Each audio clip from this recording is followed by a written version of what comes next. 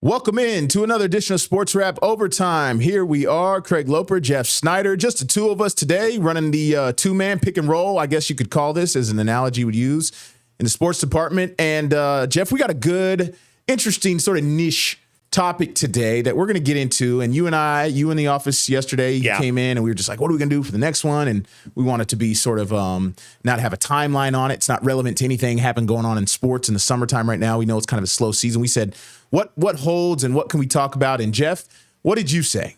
I said, hey, man, with college football 26 coming out and the new Tony Hawk game coming out, why don't we just talk video games? Talk sports video games. Why don't we talk sports video games? You and I have talked about this in the past in the office about like how we grew up just playing these games and how these kind of shaped our fandom. Yes. Yeah, big time. That's actually a great way to put it, shaping our fandom. Mm-hmm. So we are going to do a whole episode on our favorite sports video games, our experience with video games growing up. I don't call myself, Jeff, I don't know about you, but I don't call myself a gamer. Oh, I do. Because, and here's why. So let me define a gamer to me is someone that plays multiple games and really enjoys playing multiple games. Mm-hmm. I'm 34 years old. I was born in 1991. I had my gaming days in high school and college to the extreme where I played a ton of different games, right? Mm-hmm. Now I'm grown, responsibilities, time is different. You got a full job. But so I only play one game right now, maybe two. I play college football 25 and 26. Mm-hmm. And then I play Madden from time to time. And really, my Madden has slacked a lot in the last couple of years. So I really only play a football video game, and that's it for me. I play one game. So I don't call myself a gamer. I don't know if you do. Oh, I'm definitely a gamer. But the thing is, like you said, like we're the same age, Craig. We're both 34. So the time has like kind of getting more crunched. Yes, we don't have as much time. We don't have as much time anymore. We have responsibilities and like adult things to do. Yes. And you got to hang out with your friends. You got to go to work. You have other projects you're doing. Right. But when you find time or a new game comes out, like I'm a big fan of Fallout. Fallout. Yeah, I love Fallout. We talked about the show. Love BioShock. Love all those games. Okay, so you're a gamer. But I love sports games. I love like there's certain gamers. There's some gamers like, why would I play a sports game? I can just do that in real life. Yeah. Well, I mean, if you're a sports fan. Yeah. It's something that you'll enjoy, and I learned a lot about sports. I learned pretty much. Yeah, I learned a game of football through video games. You really can. So let's just get on the same page here. You're a PlayStation, Xbox? Right now I'm Xbox. Okay, Xbox Series X. It's Series S. I have the cheaper one. The cheaper one. Okay, Series S. I'm PlayStation 5. Okay. Just full disclaimer, I was Xbox for years. Years, Xbox, okay? Yeah. College Football 25 got released in last summer, 2024. I did not have a gaming system for years on my own, basically. Right. Actually, you know what? I take that back. I did have, what did I have? An Xbox. What was after the 360? After the 360, it was the Xbox One. Xbox One. Yeah, that was it. So I did have an Xbox One for a little bit, but I basically never played it. Watch me. I'm changing your super on the air. It was wrong. Oh, it's all good. It's all good. So I never played the Xbox really. And then College Football 25 came out. I decided to switch over to PS5 because all my close friends were going to get it and they were going to play it on PS5. And in order to do an online dynasty, you needed to be on PS5. Cross-platform play was not a thing. Right. So I had to get the PS5. So I was Xbox for years. I switched over last summer. I was very hesitant to do so, but I ended up switching. And now I do love PlayStation. I think there is a major difference in the two, but I still love Xbox. You're an Xbox guy. And you have been. I've been an Xbox guy since 2009. I was a PlayStation kid. Okay. That was my first console. Yeah. It was the PlayStation 1. I got it for my first communion when I was 8 years old. Okay. Because my dad won it at work. There's no way I would never gotten a console at 8 years old had my dad not won it. My mom was very anti-video games. Okay. She thought I'd get addicted to them. She was kind of right. Fry your brain. Fry your brain. Remember that? But it's...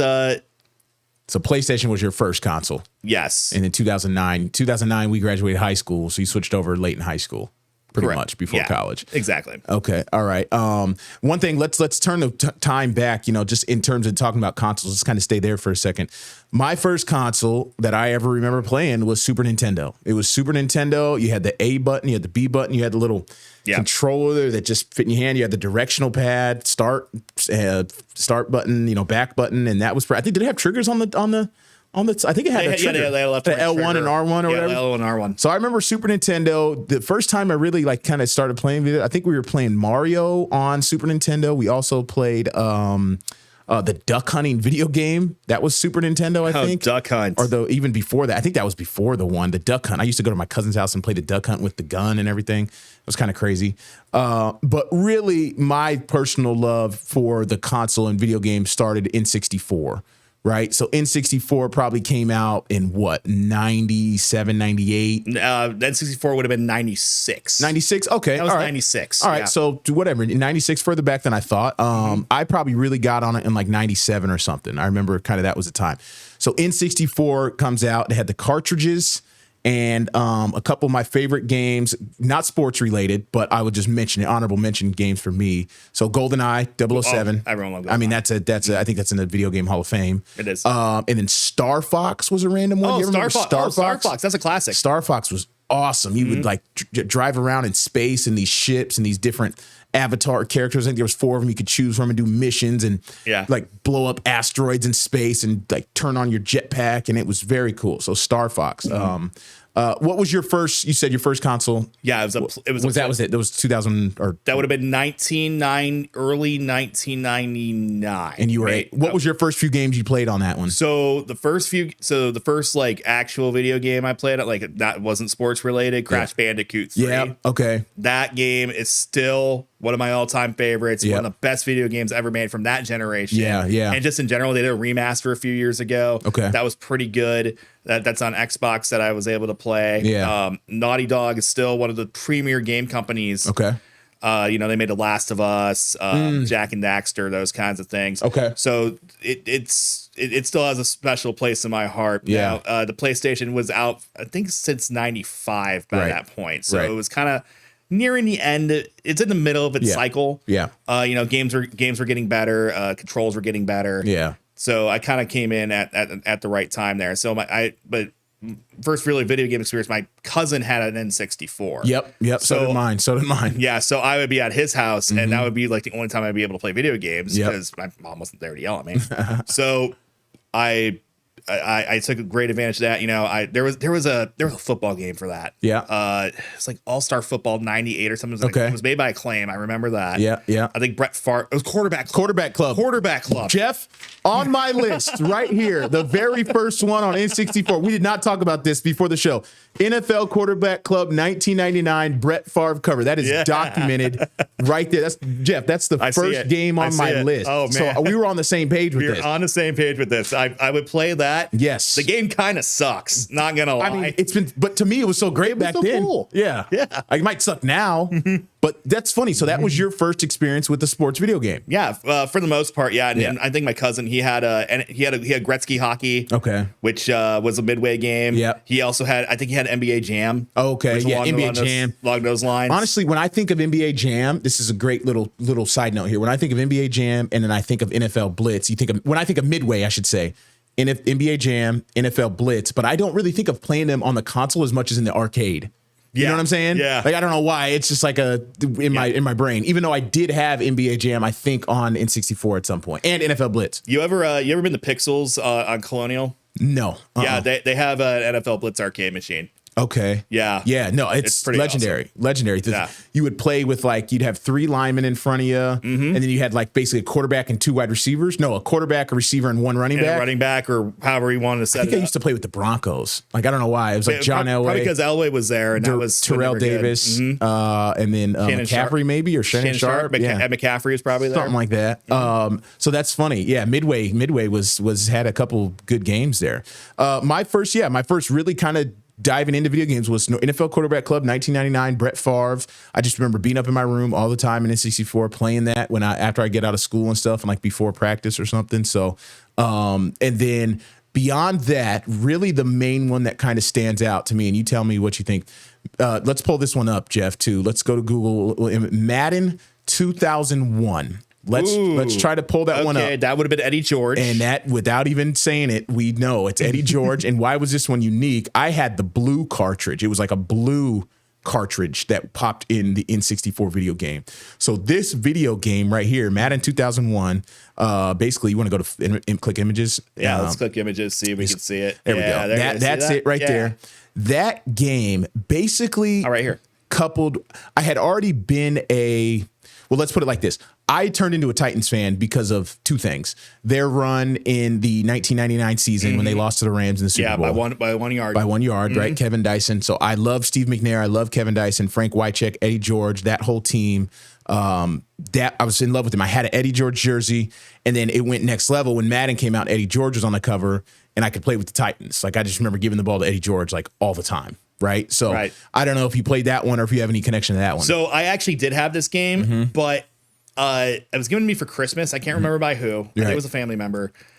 It didn't work. It didn't work? It didn't work in my PlayStation 2. Really? It's like the first football game I had for PlayStation 2. I was excited to play it. It had a massive scratch on the disc. Oh, okay. Yeah. So it just never worked. If you got a scratch on a disc back in the day, you were cooked. You were absolutely cooked. And then everybody of a certain age remembers for N64, you had to blow on the cartridge. You know, get the dust out of there, pop it in. Hopefully it pops up. So hopefully don't spit on it too much. You know? Yeah, exactly. So that game really, Madden was, I mean, I don't know if you watched, I think on Prime Video, they dropped a John Madden video game documentary, like 3 episodes about the formation of Madden as a video game. And I didn't watch that doc, but I feel like I should. Yeah. Very good. Definitely watch it. Madden's doing a commentary on there. I don't know if Pat Summerall was on that one or what. Maybe it might have been Al Michaels. I'm not even sure. I'd have to really I can't remember. Look at some old gameplay videos. But that was the first one that really, Quarterback Club was great, but the Madden 2001 was my first Madden. And anybody who plays sports video games, like Madden is a franchise, but that was my first Madden. So loved it. Loved that. So my first Madden was 98. 98. Because I remember I went to, it was KB Toys. Remember KB Toys? Yep. We went to the KB Toys, went to the used video game section. This would have been around the year 99 or 2000. It was like $5 in the bin. Yeah, you got it. And my dad's like, yeah, I can buy that for you. Okay. Yeah. So crazy. So, yeah, it was awesome. You know, it was my first introduction to really football in general. Yeah. So Pat Summerall was the commentator. Yeah. Of course, John Madden. And you know, it was pretty basic PlayStation 1 graphics. Yeah. But you know what? I still had a blast playing. Yeah. I still make my guys go deep and just chucking the ball up, trying to throw it all over the place. Exactly. Moving from 2001, I have a sneaky kind of, I don't know if many people played this game. I love this game. This is when I first started doing like roster management and trading like all the good guys to one team. Trading them all to the Titans because I was a Titans fan. Let's go Google search here. NFL Fever 2002. Ooh, remember NFL Fever? That is a very. Do you know who's on the cover without seeing it, or you probably see it now? I see it now. Okay, got it. Do you want to? Yeah, go ahead. Pop it up. Pop it up, and I will show you all this one right here. Peyton Manning, and I used to play this game a ton.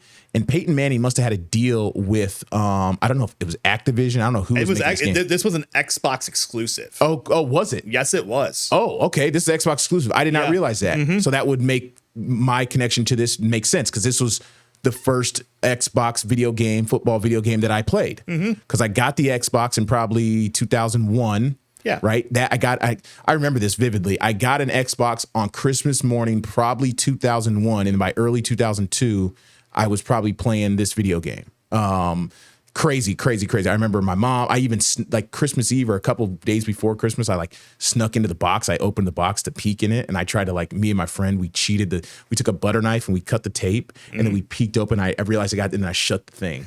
And my mom actually realized that the tape had been cut and she called me out for looking at my presents earlier. I got in trouble and everything, but I was so excited as a kid to get it. The Xbox, I guess you were doing PlayStation back then, but the controller was so blocky. It was huge. Remember that? And PlayStation's always been slick. Yeah, PlayStation's had the same controller pretty much from the beginning. Right? They added the analog sticks later. Okay. But it was from 98 on, it's been pretty much the same thing, obviously with changes, modern changes. Yeah. The home buttons and stuff. Yes. But other than that, it's been the same basic controller for the entire time. Xbox, that first controller, man, it was like a brick in your hands. And it was so cool because the letters AX, YB were color coded and all that. So, and it's pretty much been the same controller since. They got rid of those two smaller buttons on the right-hand side, the black and white buttons. Oh, okay. Oh, yeah, the black and white ones, yeah. They kind of changed. I don't know what they did with those. I don't know if they made those joystick buttons or not. Right. But other than that, I mean, it's been pretty much the same controller since the 360, really. Yeah. The 360 controller is probably one of my favorite controllers of all For time. sure. It's very comfortable. I agree with that. Yeah, ergonomic, right? That's the word they use. But this game right here, this is where I started doing roster management. I would trade all the good players in the NFL to one team. Yeah. And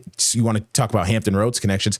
Dre Bly used to be my starting corner, like my CB1. I used to put Dre Bly. He played for the Rams as a rookie or whatever, won the Super Bowl with them, and I used to put Dre Bly as my starting corner. I think I created the free safety. I created myself as like the free safety, but then I had like my QB, my rosters was like Peyton Manning and Tom Brady. Maybe not Tom Brady because he wasn't even really Tom Brady yet. Like whoever the top quarterbacks were, I put them all three in my depth chart. And I would kind of like rotate and use them. So your salary cap was off. It was off. It was totally off. I just trade all the good players to one team and play it. So.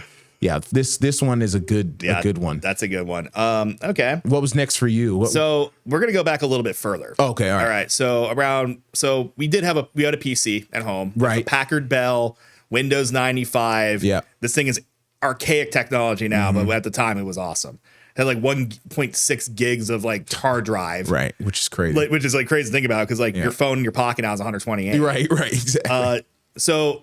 You know I'm a big NASCAR fan, Craig. Yeah. And I will credit this game with that. And is NASCAR Racing 2. It's a game from Papyrus. Okay. Published by Sierra in 1996. It's based on the 1996 season. You see Dale Sr. on the cover there. Yeah. Terry Labonte, my favorite driver, Jeff Gordon.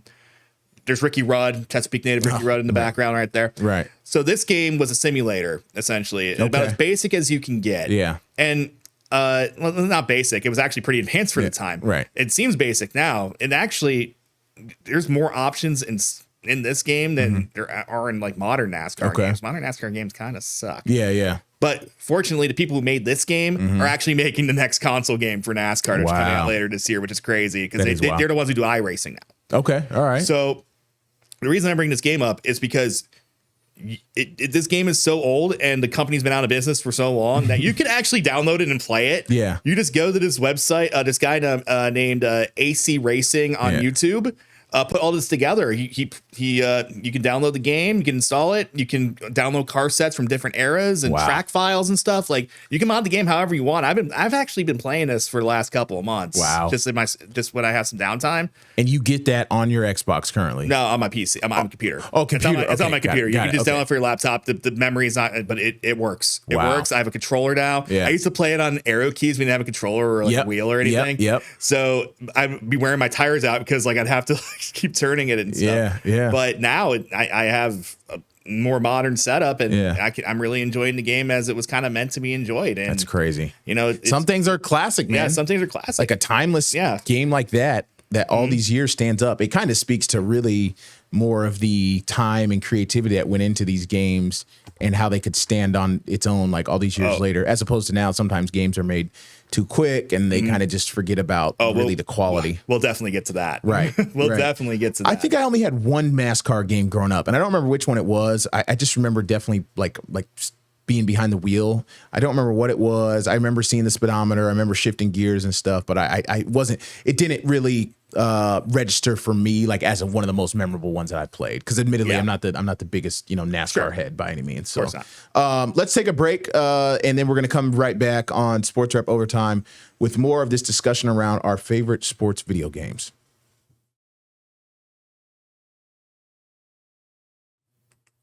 All right, welcome back to Sportswrap Overtime. Jeff Schneider, Craig Loper here, talking about our favorite sports video games. Jeff Snyder and I are both the same age, 34, so we kind of grew up in the same generation. I'm just going to lift some off here, Jeff, that also, we just talked about the NASCAR game. NBA Inside Drive 2002. Oh. Yeah, I think it was another Xbox exclusive. Okay. Yeah, I think. Yeah, actually, matter of fact, I know it was. Vince Carter doing the through the legs dunk on the cover. Absolutely love that game. I would play with the Lakers, and I did the same thing I did on NFL Fever. I traded all the good players to the Lakers. So I remember like Steve Francis was my point guard. Vince Carter was like my 3.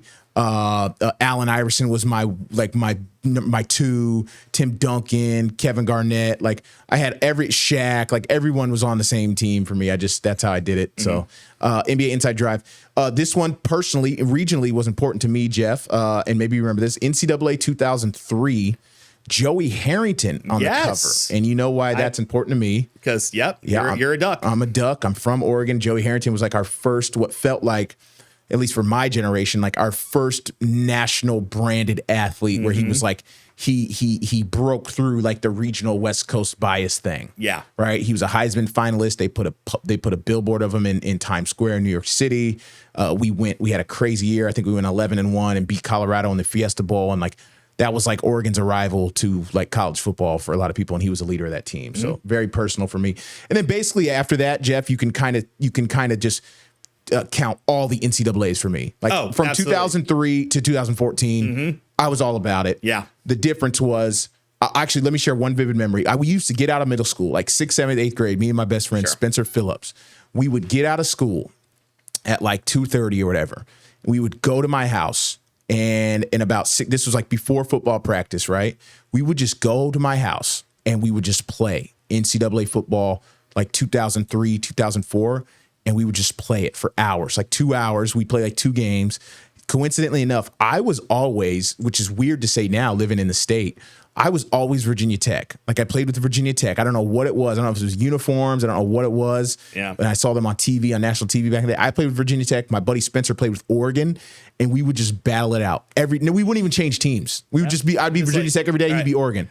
And we just play. That's awesome. It was crazy. That's kind of how we did it. See, that's kind of what's missing in modern games, though. You don't really hear about kids doing that anymore. No. Going to each other's houses. Hey, come over and play a game with me. Right. That you just don't see that anymore. People just playing online. People just play online. And it's just like, you kind of lose that camaraderie. You kind of lose that personal touch to it. Yeah, that was, years. We did that for years. And then, so every NCAA moving forward, and we'll get into the current NCAA. Oh, for sure. But the one that you brought up in the office yesterday, Tony Hawk. Tony Hawk, skateboard video game. Tony Hawk. Which one was it? Was it the first one, or was it number 2 for us? It was the first one for me. Okay, the first one.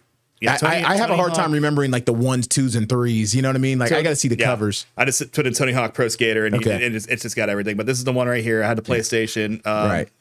Oh, I should probably put that up. Yeah. Let me see. Hey, look at that. Yeah. So I had the PlayStation version of the original Tony Hawk Pro Skater. Yeah. It was the coolest thing I'd ever played at the time. Right. And it probably helped shape some of my music tastes. Okay. All right. Good music, good soundtrack on there. Great soundtrack. Great. Yeah. It was just so cool. The PlayStation version, it was uncensored music. Yeah. And you had the blood when you fell down. Oh, when you fell. Right. Right. But this game made Tony Hawk a household name. Oh, for sure. For our generation. I've never even stepped on a skateboard because I know I'm going to eat it. Yeah. But Tony Hawk's one of my all-time favorite athletes, mainly because of this game. Oh, yeah. Tony Hawk, I think for me, he kind of broke like 99 when he hit the 900 on the X Games. I was like watching it live. I was watching that night over and over. He would just keep failing and failing. And by the end of the night, he finally hit it. That's how he got on my radar. Then, like you, I had the game. I don't remember if I had the first one or the second one. I just remember, I would remember the maps. If I saw the maps within these games, I would remember it. But I remember like Bob Burnquist was an option on there. Bucky Lassick was Bucky Lassick. Oh my gosh. Tony Hawk. They did this. There was just one move you could do where you could like take your skateboard and you would like stretch out your arms. And remember, it had like the names of the tricks. Yeah. And it'd be like plus 500 points. And you would do the vert, like you just do the ramp. And you try to like combo. Yeah, oh my gosh. Yeah. You just combo. And like, I don't remember if that was on from, I don't remember if that was N64. It had to be N64 for me. Yeah, I'm getting confused now. Probably for you, it probably would have been N64. Probably N64. I don't remember really playing Tony Hawk on Xbox much. Yeah, because I played 1 and 2 like religiously. Okay. And then I took a break and an Underground came out in like 2005. And that's kind of like part of, this golden era of video games for us. Underground and Underground 2 were awesome. Great games. And then Tony Hawk kind of fell off a little bit. Have you ever seen that podcast clip of Tony Hawk talking about the video game? Yeah, about how he got the money for it. Yeah, the money for it. Yeah, it's like classic. They're just like, this is doing like way better than we thought. And they were transitioning it out of like the highly priced full price game. They were transitioning into much cheaper, but they do way more volume. Yeah, that's the greatest hits on the PlayStation. Correct. So instead of paying how I got it. Exactly. So instead of paying $50 for a brand new game, right, they drop it down to like $20 at Walmart. They throw it in a bin because it's a few years old at that point. Right. And then it almost introduces it to another group of kids, pretty much. So Tony Hawk in this podcast clip, it's kind of funny. He's like, this guy asked him how much you make off the video game, right? Because it's a big deal. EA, was it an EA game? No, it was Activision. Activision. Thank you. Yeah, thank you. And he's like, well, I'm going to keep the specifics to myself, but he met with the Activision Connect, like the manager, basically, not the head of the company, but he was like, who we met for lunch in LA, and he goes, "Hey, it's doing really good, way better than we thought. We're going to transition the game over to the legacy division." And then he handed Tony Hawk a check for what, $4 million? Something like that. I think he said like $4 million. And Tony Hawk got the check at lunch and said, "Tony Hawk, $4 million." And he was like, shocked.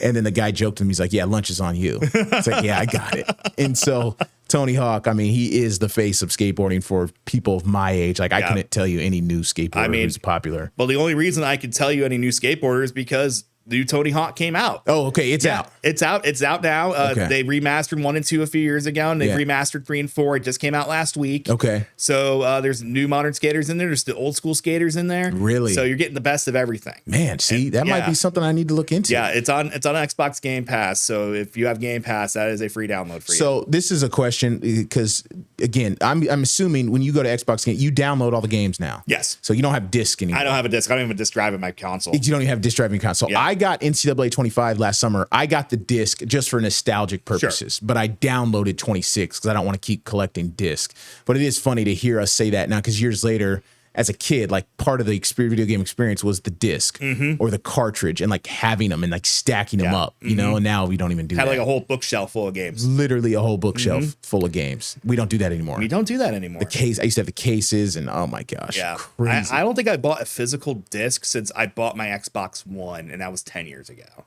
I bought the Madden discs a few years back. So my video game experience, just kind of sidebar here, is interesting because I played my last time I really played video games consistently was like my junior year in college. We were playing Call of Duty. We were playing Madden 2011. That was one of my favorite Maddens. That was Troy Polamalu and Larry Fitzgerald on the cover. Great Madden. So that was like my junior year of college. But I didn't play video games like my senior year in college. My two best friends had moved. They'd graduated from Oregon. So I was kind of like living with a random guy I didn't know that well. And I was just, but I didn't play video games my senior year.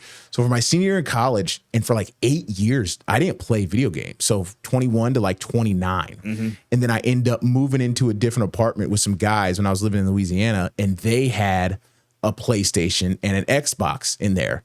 The kicker was I was told when I moved in this place, it was broken. And I was like, oh, okay, the video game consoles are broken, no big deal. And then I walked in one night after work and they were playing. They were playing like Madden. I was like, what the heck is this? They're like, Madden? And we're like, I said, I thought these games were broken. They're like, no, it all works. I don't know who told you that. My roommate, bad information. And then 8 years later, after I initially stopped, I kind of got back into it and I started playing Madden again. That was like 2019. Okay. Yeah. So I took a long break. Yeah. I'll admit I have not played Madden in probably 10 years. Okay. Yeah, all right. Because 16 was the last one I had. Okay. All right. And that was one with Odell Beckham on the cover. Yeah. And just after that, it just seems like it's deteriorated. Yeah, that's what people say. If you read the comments online, people talk about it. They see it's not creative enough, and it's kind of the same thing every year. It's almost one of the things where I brought up in some group chats, like I wish they'd make the game every 2 years. That's what they give themselves more runway to like really make it unique. Yeah, exactly. But the they're problem, not going to do that. The money is too good. The money's way too good. So right. Let's go back. Let's get back into. Let's get back into this. The golden era for me was the PlayStation 2, Xbox era. Right. The original Xbox, of course. That would have been around 2000, between 2001 and 2007. But really, these games hit their stride in 2003 and 2004. Correct. So I have a few here. We'll talk about. We already talked about one NASCAR game, NASCAR Thunder 2004 with Tony Stewart on the cover. Okay, that was the best, and that many NASCAR fans will say this. This is the best console game for NASCAR ever to this day. Okay, people will still play it. People still make online videos about it. Yeah. I mean, this game. Pull it up. Let me see the cover. Yeah, you want to see the cover? Yeah, because I'm trying to figure out. I definitely had one, but I feel like it was Jeff Gordon on the cover. I feel like I didn't play the Tony Stewart one. 2004. I'm not sure if I played the Tony Stewart version. Yeah, there it is. Okay. It's Tony Stewart right there. Yeah. He's got sunglasses on. Okay, I don't think I played that one. So this one was cool. It was the first time, well, it was the second game they had full 43 car field. Oh, wow. Which is funny because there's only 40 cars in the field now, max. Right. The physics were fun, the graphics were fun, it raced good, it played good, it drove well. Yeah. It was just a lot of fun. The career mode was very, very, very immersive. Yeah, right. It was like a 20-year career mode, and you just so you were able to build up a team from the ground up. Could you get into the garage and like work on the car and stuff? Like, how did they do that? You would earn upgrades. Okay. You earn money for upgrades. Got it. But the upgrade, so in some modern games, in a lot of modern games now, they even started doing this like the year after this game came out. It's like, oh, you have 5 stars in your chassis, or 5, you upgrade it into stars. But in this game, you upgrade into specific things. Like, here's a new tire mount for you. Oh, wow. Okay. Or something like that. Right. Like, it was very immersive. And all the 2004 EA games were very immersive, I would say. Yeah. Yeah. EA's been around a long time. Yeah. Check out that Madden documentary eventually. Yeah. And then another one. Yeah. What's another one? From 04. I'm looking at my list here. Was NHL 2004. Right. This had. I think I had this one. Yes. This is. Hockey fans love this one. Yeah. Love this one. I love this one still. Yep. You see, there are actually 2 different cover athletes. Okay. And tragically, there is a reason for that. Danny Heatley, you see in the Atlanta Thrashers jersey. He was involved in a terrible accident that took the life of his teammate, Dan Snyder. And so after the game, it shipped. So they recalled so they left those copies in the stores, but they replaced. All the new copies had Joe Sakic on the cover. Okay. So, but this game, it was awesome. This is the first game you can really play with the sliders. And this is the really first game that had like realistic skating. It wasn't like, they weren't treating it like a joke sport. Yeah. Like the NHL 2003 was fun, but it was very arcadey. This is like the first time it felt like a simulator. Interesting. And it was very, very cool. I definitely played one of these NHL games. I'm a little confused on the year because it doesn't hold that weight in my brain as much as you, but I definitely did. And I did enjoy it. I remember I did enjoy it. I didn't play. It was like kind of like the game I would play like as like the 3rd or 4th option in kind of my carousel of games. So here's a we're talking, talk hockey. How about this? How about Ready to Rumble? That's a classic N64 one. That was a big one. N64 cartridge was a boxing game, very arcadic, like you said, like kind of like over the top, right? Like fun boxing, like really like video gamey. As I'm putting this paper. I see that right there. Yeah. Okay. And then, but okay, here we go. This is when a fight game. This is like my peak fight game, Jeff. Fight Night 2004. Oh, I love that one. Roy Jones on the cover. That was fun. That one felt so real. When you got in the corner, you could heal guys up. You could like hold the ice pack on, and you could heal cuts and all that type of stuff. It was so fun. It was so realistic. Like, but all the boxers were in that game. Roy Jones. I'm trying to think of other big names, and I'm sure they probably had rights to somebody. They had rights to a lot of guys. Yeah, like probably Evander Holyfield. Definitely a healthy amount of names, and you could just go in there and like just have fun and box your buddy like 1-on-1. It was so cool. The combinations, the knockout punch. I think they had like when you knock someone out, it would like slow mo and they'd fall down or something like that. So that's kind of like an honorable mention one for me. It's another 2004 EA game. They really hit their stride in 2004. Yep. So next on my list, we're gonna go 1 year into the future. Okay. Into the past, I guess. 2005 MVP baseball. Oh, forgetting baseball games. 2005. Yep. That had Manny Ramirez on the cover. Okay, I definitely remember the cover. Here, we'll pop it up right here. There's Manny Ramirez on the cover. This is still, to this day, again, another one that fans of the sport and fans of video games really enjoy. Yeah, what was it about this one? They had really mastered everything from their Triple Play series and the first couple MVP baseballs. It still played like a baseball. It played like a simulator, but it still felt a little arcaded. So it was like a lot of fun. You could still mash like 550-foot home runs if you really wanted to. That's crazy. You had in the owner mode, you could have like 150 season like owner mode. Wow. And you could set the ticket prices. You could build a new stadium for your team. Yeah. You could have the roster the way you want. I always did a fantasy draft. That's another thing with these games. I always did fantasy drafts in these games for the dynasty modes. You're talking about drafting current players. Yeah, drafted current players. But then everyone goes into a pool and you just draft them. So you could have it whoever team you want. Whatever team. Derek Jeter could be on the Red Sox. Yeah. You mix the league up essentially. Right. And it's that was just so much fun. And I would always pick a team that like needed a new stadium at the time. Yeah. Now, which is funny because like almost all of them have new stadiums now. Right. So I'd always pick like the Mets or like the A's or the Twins or something. O.co wasn't doing it for you. Oakland Coliseum wasn't doing it. Well, it wasn't doing it for them either, but it still did it for them 20 years later. Yeah. But this game just has a big special place in my heart. I played the crap out of it. Yeah.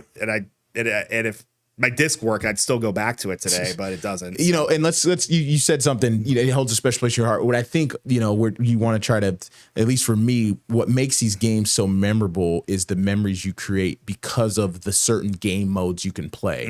Like for you, it was owner mode. You loved building the stadiums, you loved managing the roster, you loved the draft part of it. Like what happens is, as a kid, you get to create your own world around the world you already know and love, but like you get to make it your own, and that's why it's so important to you. For me, in the NCAA video game series, it was the like basically Road to Glory. I don't think it was even called that back then, but like the Road to Glory, Race to the Heisman. Something like that. Like I created my guy. I created Craig Loper, and he was number 22. I went to Virginia Tech. I won the Heisman like my junior and senior year, and I would just like run for like 3,000 yards in a season. He'd get the ball every play. And the fun thing back then, that you know, we were still kids, so we didn't know if we would have like we'd be going to college for like you ended up going to college, right? You know, I never played football growing up, so that was kind of like my way to play, right? Exactly, because you know, my parents didn't want me getting cussed, which Thanks, mom and dad. Actually, but like that's the part that hit home for this. It's kind of how these video games become a part of you, because it's like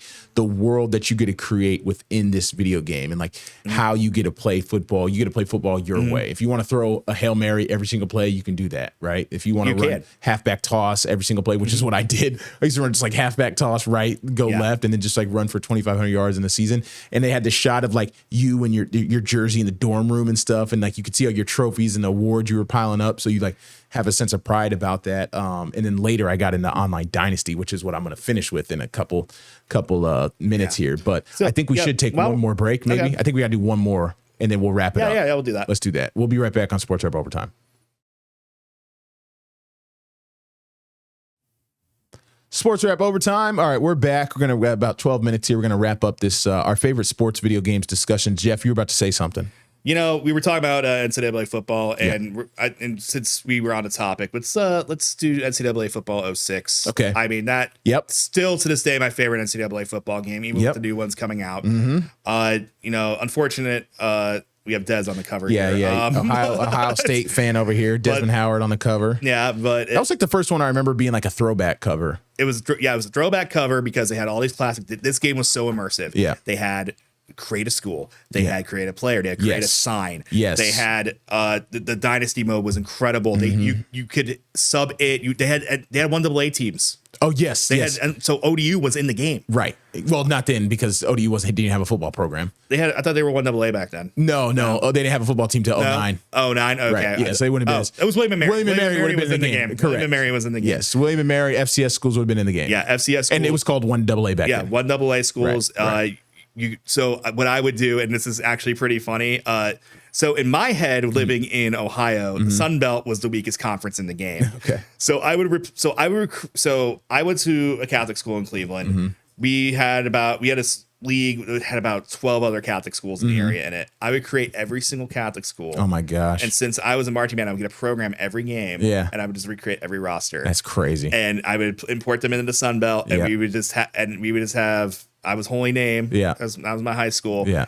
And we would, and I would just play with Holy Name and beat the crap out of all the rival schools. All the rival schools. One thing that we did, I don't know if it was 06, 05, or at what point Xbox used to buy memory cards, right? You would get the memory card. Yeah. And then I somehow, as a kid, you would put it in the mail. You'd ship it to some name you found online, and they would download all the real rosters, put it back on the memory card, and then you pop it back in, you'd load it, and then like all the real players' names would be up, right? So talk about NIL and the landscape of college athletics now. That was like crazy. That guy was doing it. Whoever it was, people were probably making. I don't even know if did you put cash in the envelope? I think you had to give him like 20 bucks. I think I literally mailed my memory card and put like a $10 bill or a $20 bill in it, mailed it, and then basically he mailed back the memory card. Like, I don't know who I was trusting online to do that. I don't know where you even got that information back then, but it would come back and all the names would be in the game and like all the real players. Now they weren't seeing a dime from it. No. But some guy used to have to sit there and go through all the rosters based on probably a magazine and just input every single name. And they did that up until this recent release. Of course, it was all online after. You could download rosters online. Yes. But I think that same person was doing it up until CFB 25 came out, and now we have almost all the real players. Everyone who is accepted to be in the game is in the game. Correct. Yeah.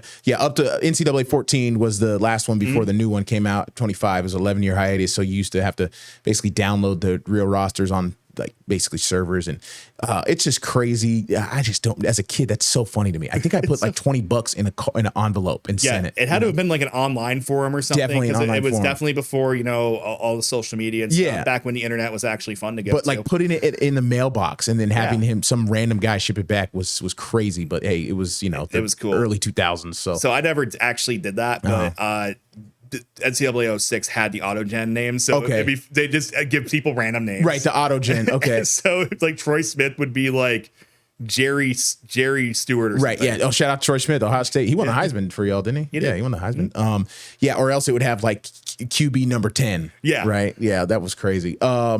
So other games, just in terms of bringing it full circle here, modern, as we have a few more minutes, 8 minutes. NCAA 25, I still call it NCAA College 25. They don't call it that. It's called College Football 25. Mm-hmm. They don't even want the NCAA involved in the name. That's what they think of the NCAA now. And they got a lot going on. So obviously, as NIL passed, 3-4 years ago at this point, and student athletes can get paid off this. So college football, they released the name. They get like $600 and a copy. Yep, 20. So NCAA 25, it was $600 and a copy of the game. For 26, $1,500 and a copy of the game.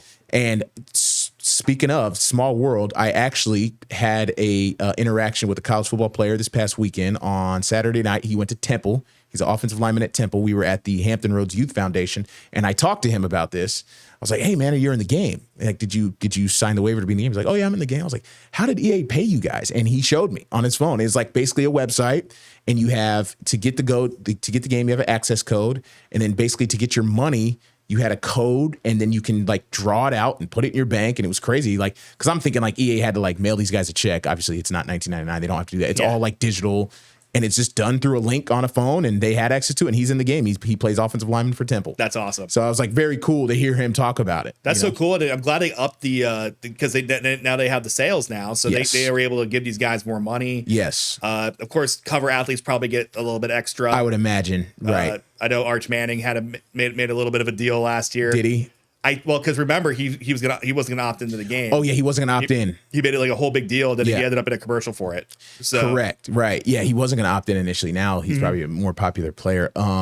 Yeah, the first cover was Travis Hunter, Donovan Edwards from Michigan, Quinn Ewers from Texas. I think Jalen Milroe made it on one of the. Now it's Jeremiah Smith and the kid from Alabama, Ryan Williams. Yes. So those guys, they probably got 2 future superstars. Oh my god. Jeremiah Smith is the most NFL-ready freshman you'll ever see. Ryan Williams is like 17 years old. Yeah, last year he was. He's probably 18 now. But yeah, no, Jeremiah Smith is the most NFL-ready, I think, wide receiver any of us have ever seen in a whole generation. Yeah. Outside of maybe Randy Moss. You know what I'm saying? Like, he's still got, 2 years at Ohio State? If I was Jeremiah Smith, I would play this year at Ohio State. I'd probably sit out my junior year. I'd just be like, man, I'm getting ready for the draft. Yeah. I know you probably don't.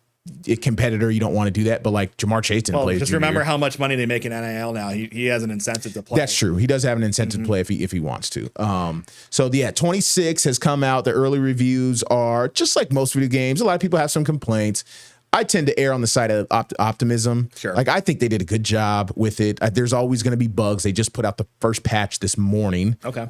Literally just did the update. So EA, they released the game. They kind of gameplay bugs start coming out. People can spam certain plays or certain blitzes, and then it's all of a sudden it's crazy. Then they kind of dial it back a little bit. Then they kind of meet you in the midway point for these games. It's how it works. But, players now are getting paid for it. So if you're an Old Dominion football fan, you can play with Jason Henderson. You can play with Colton Joseph. Online Dynasty is my preferred mode of choice. So it's me and 9 other friends in a league. We all pick teams. We all build. We all recruit. We all try to win games and national championships, and very fun to do all that.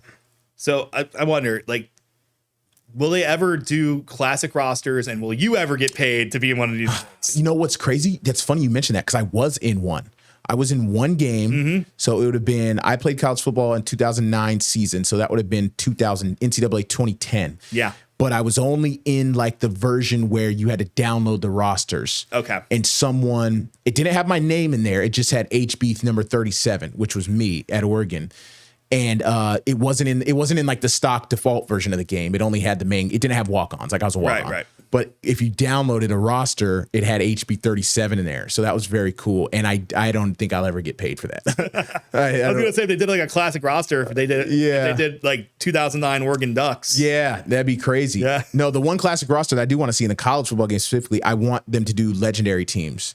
Yes. So 2001 Miami, right? 2019 LSU. I'm sure an Ohio State team or two would be in there. Ohio State. 02 Ohio State, Maurice Claret, right? Like, I want them to put those in there and then have the ability to play like a whole season with some of those teams. That'd be so cool. And then like get into the playoff, almost like a college football playoff format or something, or maybe, I don't know, maybe they do it BCS. Do it modern or go back to the BCS. Something like that. Like I would love, and some of those Nebraska teams, some of the Miami teams from the 80s, like that's the one thing I wish they would do to bring it back. I think they could pay homage to the game for that. So coaches are also in the game this year. So your boy Ryan Day. Ryan Day is in there. Yeah, he's in there. I saw no Belichick and no Prime. Yeah, they opted out for whatever reason. Interesting. I don't know. Maybe they just I don't get it. Yeah, the few coaches opted out. I don't get why they would do that. I don't either. I mean, I understand Bill because Bill doesn't care. Right. But Prime, like that's kind of branding, you know?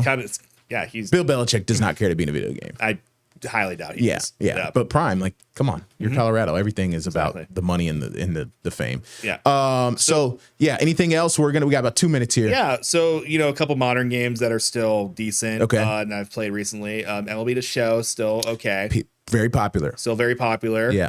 It's kind of gone down the last couple of years. Okay. But I think it's they're starting to build themselves back up. I didn't play this year's version. You're not playing it. I got a couple buddies that are on it.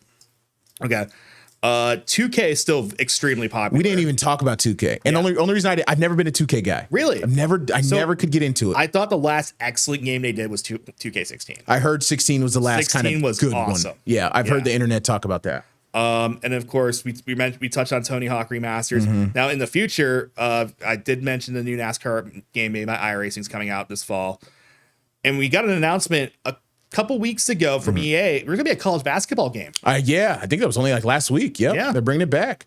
I played 2 or 3 college basketball games growing up, and I loved it. I used to play with Memphis. I don't know why, but yeah, they're bringing it back. So yeah, it's great. It's great to see. It's great to see that these kids are able to see themselves in the game. Now it's great they're getting paid for it. Yes, right. But that's just something that's awesome for younger kids too. Yes. Because that's something you can work towards. Yeah. And that's a goal that may be attainable for some athletes, some young athletes. It just exposes the next up and coming wave of gamers to, these college athletes and stuff. Like the people that are 24, they didn't grow up with NCAA to the level I did. There was a 10-year window where there was no game. Right. So it's just a real thing. It's just not. So now these games are introduced to a new generation of people. And I will say all these games for me, especially when I was younger, helped me learn rosters, helped me learn how the leagues worked. Yes. Leagues, seeing how the leagues work. And now, regional, you learned where places are. And now we've turned that nerddom into a job, Craig. Yeah. Pretty much. Yeah, pretty much. Talk about sports every day and do this. So, great stuff here. Favorite sports video games. That's going to be it for our time on Sportswrap Overtime. Hope you enjoyed it. Share it with your family and friends. And be on the look for the next Sportswrap Overtime on Wavy Plus. For Jeff Snyder, I'm Craig Loper. Have a good one, everyone. We'll see you next time.